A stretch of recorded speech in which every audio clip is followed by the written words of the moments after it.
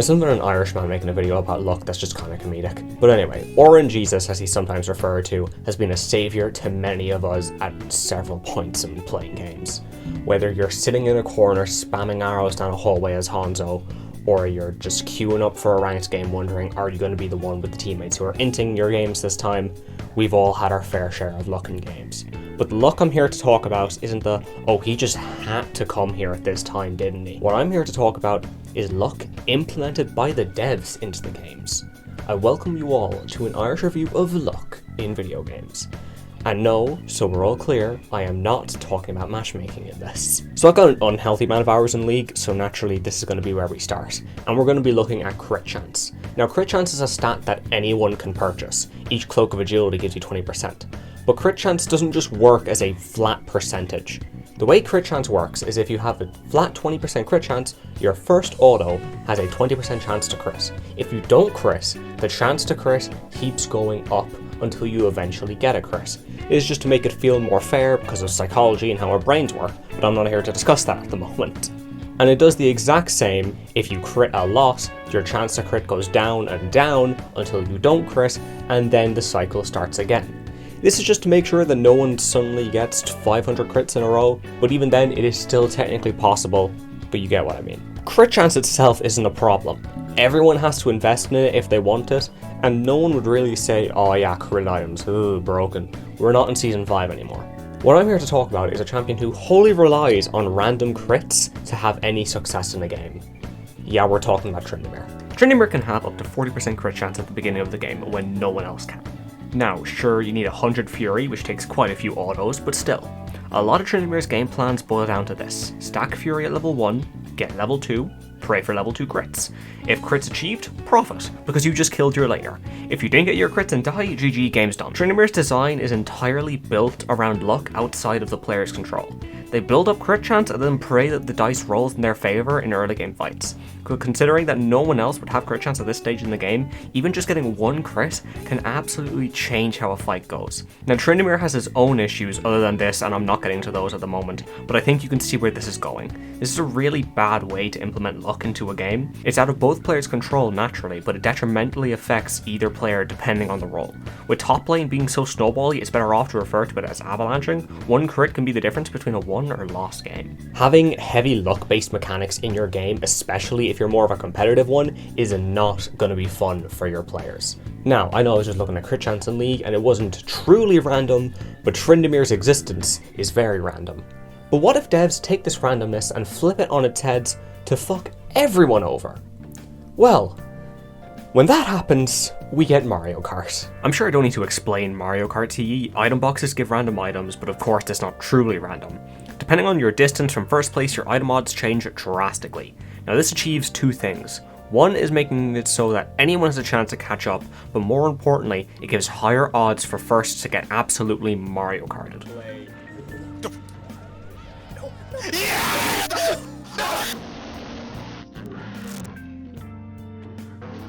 This, I would argue, is a much healthier way of introducing luck into a game.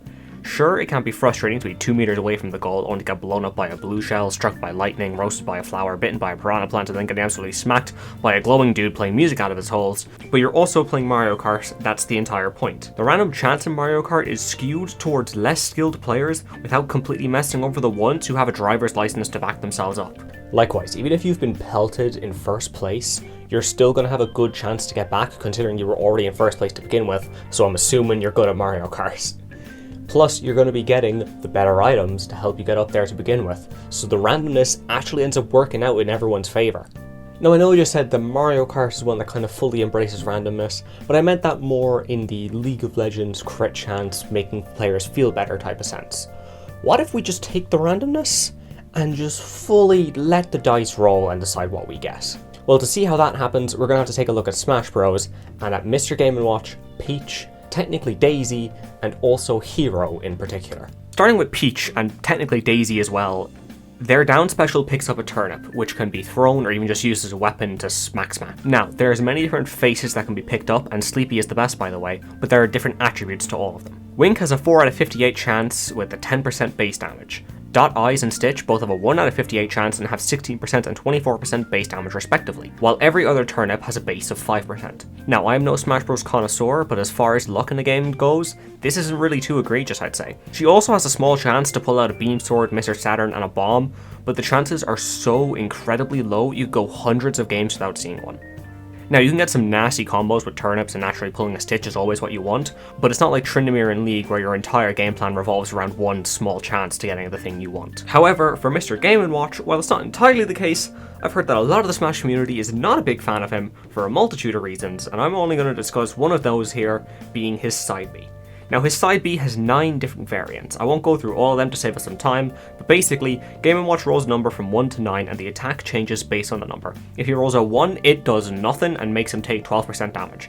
If he rolls a 9, he basically damn near one-hit KOs you. Now, compared to Peach, this is some bullshit. The one thing between a won and a lost game could genuinely be Game & Watch rolling a nat 1. In a game like Smash, with a very competitive community around it, despite each DLC character causing another year of Three Houses discourse for some reason, but Game & Watch has nothing on Hero. To begin with, Hero's attacks have a 1 out of 8 chance to crit, dealing double damage and increased knockback. Now, to be fair, his Smash attacks do have reduced knockback as compensation, but I still think this is a little bit dumb. Obviously, if you're familiar with Hero, you know what's next. Hero's Down special, the menu. Sweet Jesus, this thing. I'm very happy I don't own the DLC, just so I don't have to play against this, because I could never learn what all these things do.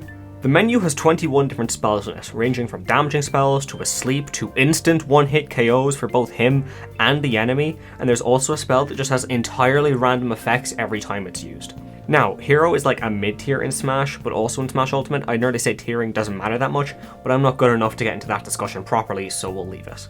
A massive chunk of Hero's kit is just taken from the JRPG style of game he comes from. And I don't mean like, oh look, he did the funny thing. No, I mean the man has a random chance to crit, like I've already been saying. When you think about it, from a gameplay design standpoint type of thing, it's actually really cool how this works. But when you look at it from everywhere else in the world, well, it's kind of just frustrating to be put against a hero, and then right at the end of his combo he lands a crit which sends you off stage. But speaking of JRPGs, what would happen if an RPG got turned into a massive esport? Well, the Pokémon franchise has the answer to that. Competitive Pokémon is a landscape and a half. To begin with, it's taken off the back of a children's RPG where you collect monsters, and instead turned into a really, really serious, really hard-thinking game where you have to consider every choice that could be made. But you can tell that it is built off of a JRPG because the amount of random chances in this is absurd. We've got accuracy chances, we've got crit chances, we've got high and low rolls for damage, we've got status conditions. We have status conditions with extra chances on the status conditions. We've got secondary effects on several moves. We have moves that have a chance to do more damage from their base power, which then have a chance to get a high roll, and even then have another chance to crit. There's abilities with random chances to activate, there's items with random chances to activate, there may as well be a random chance for your dad to return home with the milk and cigarettes at this point. But despite this insane amount of randomness and luck and RNG that is in Pokemon, it's such an active and competitive scene, I don't understand how it's alive. Any other game, like Overwatch, League, CSGO, Valorant, any of these type of things, if there was this much randomness in them, no one would want to play them as a competitive esport type of thing, or even as a spectator sport. But in Pokemon, they just love it. I guess that's what happens when you're the most popular franchise in the world. So I guess throwing luck all over your games so that everyone is lucky or unlucky to the point where it doesn't matter who is or isn't unlucky? I mean, or the alternative is you lock all the best strategies behind DLC paywalls, but look, I'm not talking about that part right now. We may as well move over to an entire genre of competitive game which is just entirely reliant on random chance. And of course, I'm talking about trading card games. From the Pokémon TGC to Hearthstone to Magic the Gathering, Yu-Gi-Oh!, there's plenty of random chance in these card games by design. Now, of course, I'm talking about the gameplay. Cards are shuffled in random orders when you draw them. Pokemon and Yu-Gi-Oh! Have chance effects along with damage rolls. And of course, physically getting cards is legal gambling with extra steps. But now, to do a bit of rapid fire, I've got some suggestions that I got off others. So first, we've got some fighting games. Super Street Fighter 2's Turbo Stun was random within a certain amount for each move. In Street Fighter 5, Dan had a chance to send out a more powerful fireball. And finally, Guilty Gear's Faust. What the hell is happening here, man? Specifically in Guilty Gear XRD, the man can pull out food, chibis, hammers, bombs, meteors, poisons, weights, drum cans, a whole black hole. Now, I don't play Guilty Gear, but in the words of the lad who told me this, Faust's whole game plan is very loose, and his pressure is entirely based on what he pulls. There's food for HP and Mir, which is kinda the bombs can hit both players, and black holes will drag you towards the center. There's also helium, which does nothing but make your voice higher pitched.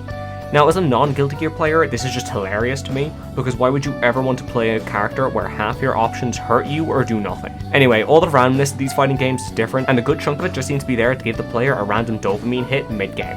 We're not done yet though, because it's time to go over the FPS genre, specifically TF2, Valorant, and Escape from Tarkov. We'll start with Tarkov because I've never played this game, but it was actually the one that really interested me when one of my friends brought it up. In Tarkov, there's a mechanic called fragmentation. Bullets have a random chance to fragment and split in two and explode on impact on a player, dealing 50% extra damage. Now, as a bit of an avid FPS player, and slightly above average at them, I really don't like this on paper.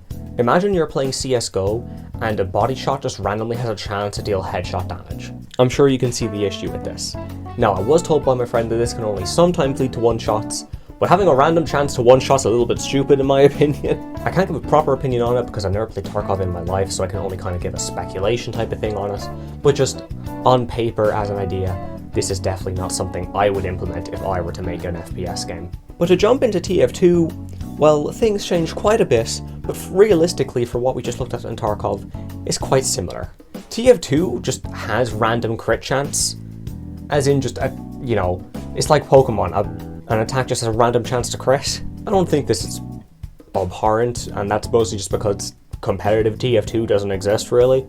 I mean, back in the day I guess it would have been pretty big, but nowadays, you're lucky to get a regular TF2 game, let alone a properly competitive one. If your game's not really meant to be competitive, sure throw in some luck, why don't you? We'll have a bit of fun. Finally, we have Valorant. What's the RNG element in Valorant, you may wonder? Well, look, I'm not talking about the odds of getting E-daters in your lobby, but weapon spread, which is just entirely random.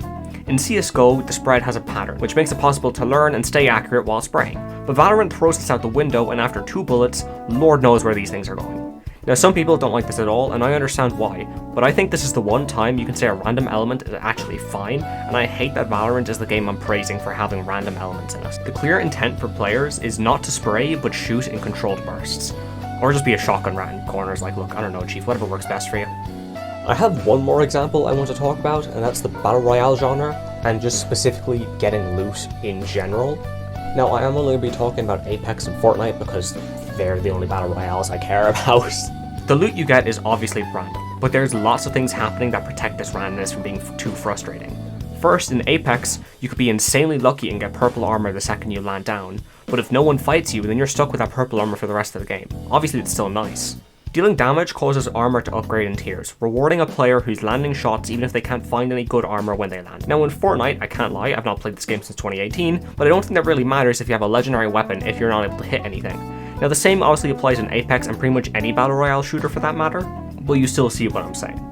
And there we have it. Luck in games is a bit of a tricky subject. I did specifically go over PvP games because if you got rid of random chance and luck out of a load of PvE or just single player games, any of these type of things, it would just make them boring, which when you think about it for about 2 seconds, does make it sound like we're just playing gambling games, but let's ignore that part. In a single player game, having random chance and luck is pretty fine. It's just the player, and in the majority of games, this chance is built around the player to do something extra, like, I don't know, having a random chance to inflict bleed. But in something like a PvP game, having something that just randomly gives you a chance to do more damage doesn't exactly incite players to want to play your game more. The only thing it leads to is just frustration and anger from your players because there was nothing they could have done in this situation because they didn't get the right dice roll. Now it is possible to put in countermeasures, for lack of a better word, like we saw in Mario Kart and Apex, but in a lot of games these countermeasures simply aren't something that can be put in, so usually you're better off in not having the random chance.